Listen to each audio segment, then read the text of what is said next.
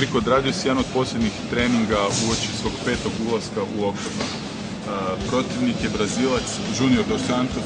Što očekuješ od borbe i koliko zapravo znaš o svom protivniku?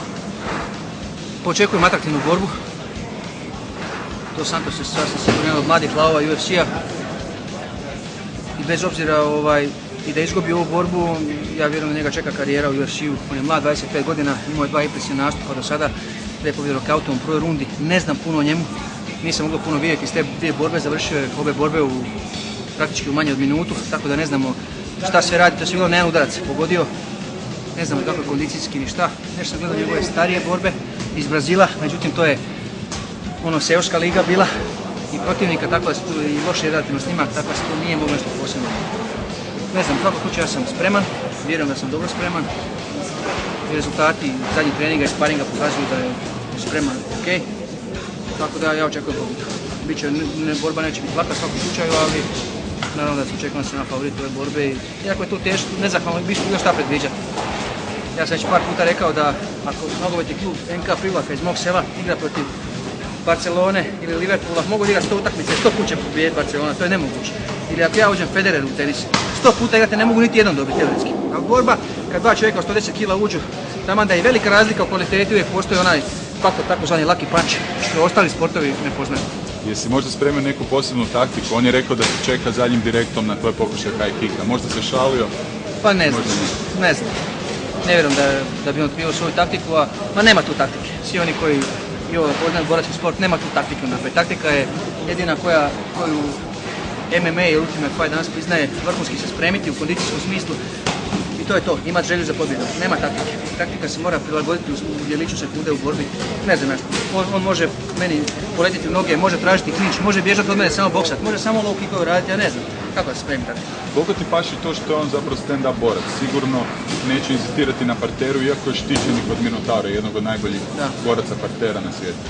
Pa ne znam, draže mi je to da budem iskren, da ne moram nešto previše obraćati pažnju na taj parter i ja naravno da više volim da borba se odvija u stand-up. Ja sam stand-up borac i na kraju kraja to je pošteno prema publici. Publika na kraju kraja plate tu kartu da vide pokušaj u stojici, a ne parter.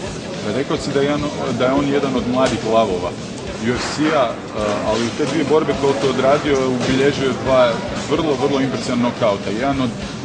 Nokautirao je Fabricija Verduma, tog dugogodišnjeg trenera i sparring partnera Gije.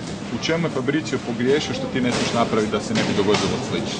Pa ne znam, gledaj, to se moglo dogoditi apsolutno svakom čovjeku na ovom svijetu, što je jednostavno je Junior je bacio uppercut, pogodio ga je u bradu, ovaj nije blokirao i tu je priča završena. To može svaki čovjek na svijetu, svaki borac. Znači da je napravio malo otklon, da su mu ruke drugčije stajale. Ko to zna, mogu sad još 10 borbi odraditi, možda bi Fabricio pobjedio svih 10. Ali prvu eto izgubio. To je nezahvalno, bilo šta predviđati. U borbi protiv Al Turka nisi uputio nijedan udarac nogom. Kakva je sad situacija jer koljeno potpuno zacijelo? Je, koljeno je u redu. Sad se sigurno da ću koristiti nogu borbu. Ukoliko bude bilo potrebno. Ostatak fizičke pripreme rekao si da je na najvišem mogućem nivou. Pa zadovoljan sam s fizičkom pripremom, da. Koliko to može jedan deda od, evo danas 35 godina sam napunio, ušao u 36. Zadovoljan sam. Da, to sam ti htio čestitati rođendan i pitati što bi sam sebi poželio za narednu godinu. Pa samo bih poželio da me zdravlje posluži, da nemam nikakvih ozljeda. Eto, ništa drugo. Samo da ozljeda nemam. Rekao si u više navrata da bi volio borbu protiv Minotaura, on se vratio u velikom stilu. Je li ti to i dalje želje? Pa mislim da to u slučaju da ova borba prođe u redu, da pobjedim, da je to vrlo izgledno. Naš Okaša već oko nove godine ili iza nove godine, da bi to bila u sljedećoj prva borba. To je moja velika želja i vjerujem da je Minotaur priželjkuje revanš naš i da će to biti jedna izuzetno zanimljiva borba. Mirko, puno sreće.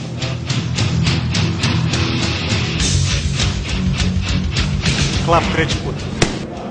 Igor, pred tome je najveća borba u karijeri, tvoja najveća prilika. Što zapravo očekuješ od svog debija u UFC-u?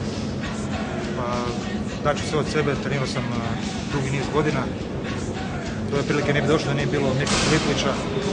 Njemu se zahvaljujem u ovo ime, imam priliku da se zahvalim na pruženoj prilici. Pruženu priliku ću opravdati i daću sve od sebe. To sam te zapravo htio pitati, naime u današnje doba je jako teško potpisati ugovor s UFC-om. Kako je to tebi uspjelo? Evo, kako sam i rekao, zahvaljujući Mirku i njegove volji i to što me založio za mene zapravo kod vlasnika UFC-a i ja sam tome zahvalan. Kažem, daću sve od sebe da pružim dobru borbu i da pobijedim. Neki kažu da si priliku trebao dobiti prije, ti kažeš da je zapravo ovo pravi čas za jedan viši nivo.